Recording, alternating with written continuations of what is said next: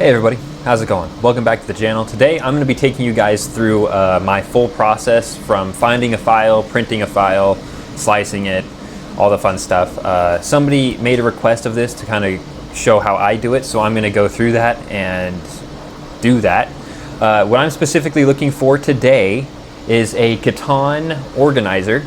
I'm 3D printing Settlers of Catan, all of the expansions, everything. So I need a way to keep all my little individual player pieces. So I'm going to look for that. I already know where to find it, but I'm going to take you through what I would normally do to find it. I use Bamboo Studio as a slicer, so I'll show you my slicer settings, and then I'll show you the finished product at the end. So sit back, relax, and enjoy. But I am also going to record from my phone on the screen. I don't have a screen recorder. I probably could find one, download one, use one. I just don't care, nor do I want to do that. So I'm going to walk you through everything that I do, some things to watch out for and avoid. I'll explain the difference between a 3MF and an STL file. And then, like I said, we'll come back at the end. So I'm going to get you guys set up. And as you can see, Wally here will be watching us the whole time. And we'll go through everything. I'll be right back. All right, so now I'm back and I have you kind of positioned in front of my computer here. Obviously, this is the Catan style board game that I'm printing, and this is from the Kansla on Thingiverse. So the main printing places I go to, or file directories I go to, this is Printables. This is by Prusa. This is Thingiverse. This is by Ultimaker. And then Maker World is another one I use. This is obviously Bamboo Labs, which is where you get most of the 3MS for multicolor stuff that I do. And then another one that you can do is Colts 3D. It's the purple one. So this is Colts 3D. This is another one I use. These are mostly paid models. There's a free section, but usually it's paid. And then the last one I use is called STL Finder. And this searches everything.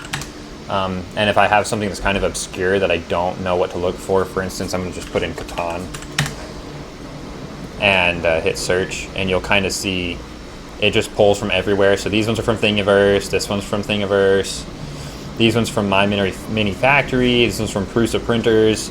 So it pulls from just every website, really, and goes through it, and you can tell it you don't want to search for certain areas, but that's another one I use. So just to recap there's Printables, which is the orange one.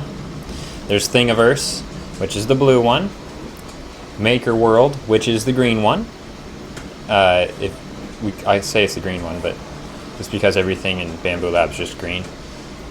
Colts is the purple one. And then STL Finder searches everywhere, which of course there's just ads all over the place. So those are the main 4 or 5 that I use, there is other places you can go. Feel free to leave those down in the comments below.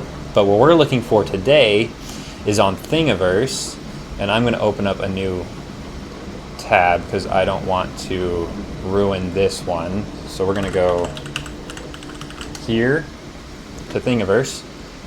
Up in the top, we are going to look for Catan organizers. Catan organizers. My fingers were off a little bit there. And we're looking for something like these right here to print. So I'm going to find the ones I actually was looking for, and then I will come back. Alright, so I'm pretty sure I finally found what I was looking for. This is a player piece holder, and this is what I wanted. And this is to fit the castles, roads, and things like that. This is what I was looking for, so I finally found it. This is made by Johnny5RLX, and I can leave a link down in the description if you want it for all the Catan stuff, but there's a lot, so you should probably do that yourself. But we found this one piece that we're looking for specifically. I went to the name, I found the title there, and then we want to download this specific one, so I'm just going to click the download. If you use Cura, you can open it in Cura, but mine automatically downloaded it as a Bamboo Studio file just because I have my computer set to do that. And then we're going to go into Bamboo Studio. I already have one of these open. This is organizer trays that I'm working on printing right now. It's a mess, I know. It's okay. So now what we're gonna do, because this is I think on the P1S, let's move over to my A1 mini sets. Here's what we're gonna do. So I have that one printing currently. This is Bamboo Studio. This is a pre-sliced 3MF file that I have. So I guess I should show you guys the difference between a normal and a 3MF. So this file here is a 3MF file. It comes pre-colored. There's already automatic settings set from the 3MF print profile. So we're gonna open up, this is my 4th Bamboo Studio. We're gonna click Prepare up in the corner. And right now it is currently set to the Bamboo Lab A1 Mini. So we're gonna change nothing about that because that's what we're currently using. This is loaded from a preset that was already set earlier. The settings transfer between files when they're open, and I already have a file open. We're gonna change the layer height to 0.2 for standard A1 Mini. And then we can actually minimize out all these colors on this one because we don't necessarily care. Bamboo PLA Basic, I'm gonna change it to white so you guys can see it.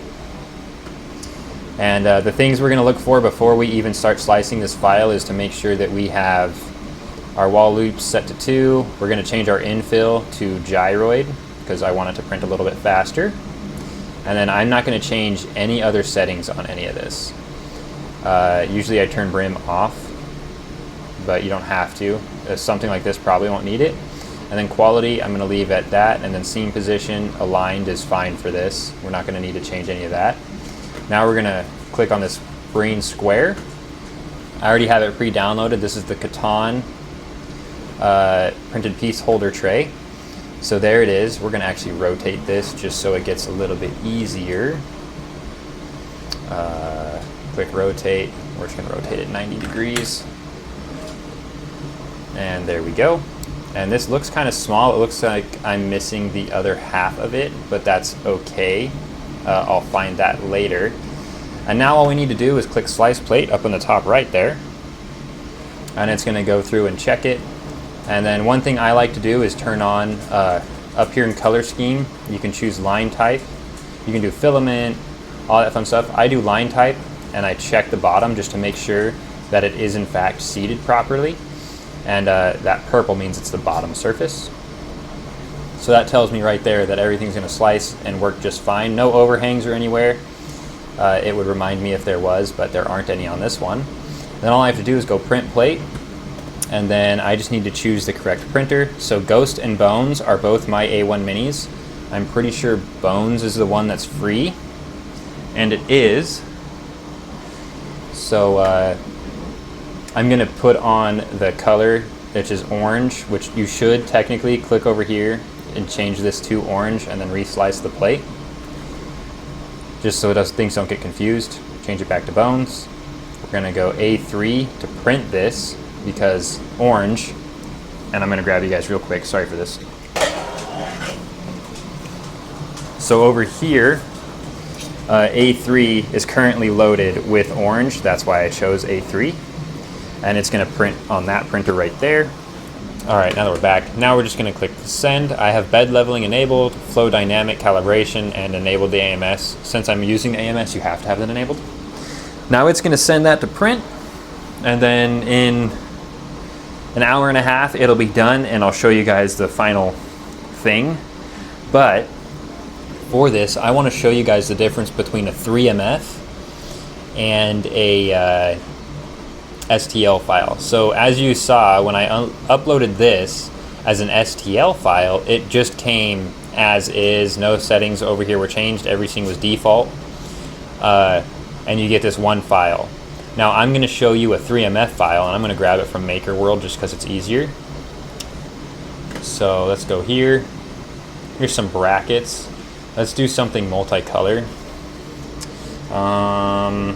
What can we think of that's multicolor? How about Hue Forge?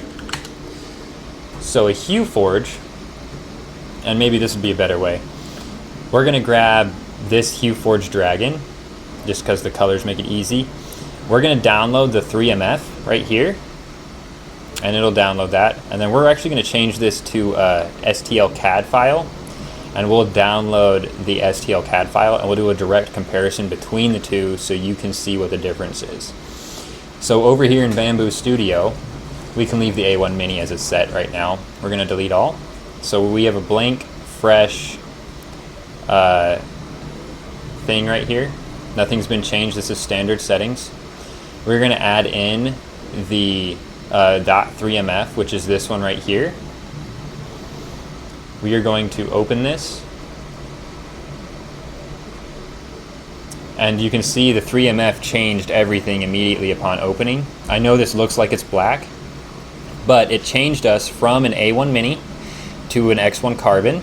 It added in our colors already.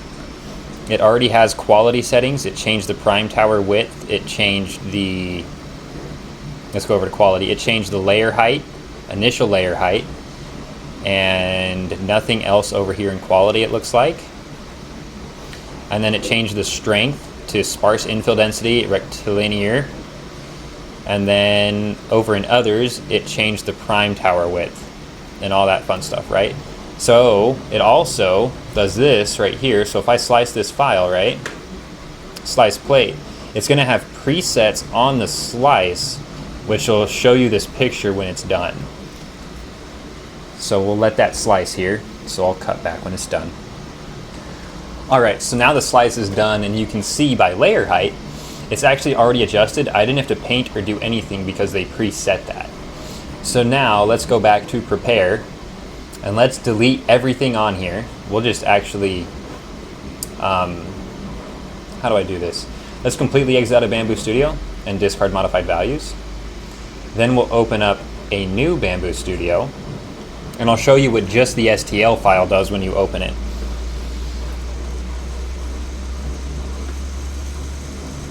So now we have a blank slate, nothing's been changed, it's all standard. Well, the color's still saved because it saves from your last one every time, but we're back on the A1. Let's get these back to just normal here like we had before, white. So this is normal, nothing's been changed. As you can see, all the settings over here are the same, nothing's been changed. And you can tell because if I click through them, especially in strength, everything's 15% too, we're good. Let's add in just the STL file, which is this one. And you're gonna see when I load this in, none of my settings have changed. Everything is still base default. If I slice this plate, it's not gonna have any color changes on it. Oh, well, it shouldn't. And it should slice a lot faster. The other one was about 30 to 40 seconds to slice. This one should be a lot quicker. But I'll be back when it's done. All right, so now I'm back, and what you're seeing right here is line type. It's not colorized at all. So if I just go back to the filament, it's just gonna be pure white. And you can see there's no color changes over here on the side built in. It's just straight white, and there's no changes going on. One color, nothing has changed. So that's the difference between a 3MF and a .stl file or .step or whatever you wanna choose, .obj. I think a lot of the slicers can take OBJ and everything. But yeah, that's the difference between a 3MF and an STL. So I'll come back to you guys when that original Settlers of Catan piece is done and show you what the slice file looks like. And just like that, we're back. And here's the part we printed. This is a lid for one of the trays. It's a little different than the picture I chose. It's just because I was misinterpreting it, but it's done. We're all set and good to go. It came out perfectly fine, no issues. Everything stuck the way it was supposed to. And with that, I'm just gonna end the video, call it good. If you have any questions, feel free to reach out on Discord or Patreon, which will be linked down in the description if you guys are interested. There is a free tier of Patreon too that gets you access to the Discord so you guys can talk to me and do whatever you need. And with that, I'm going to sign off. So thanks for watching. Don't forget to like, comment, subscribe. Let me know what you guys want to see next or in the future. And I thank everybody. Peace.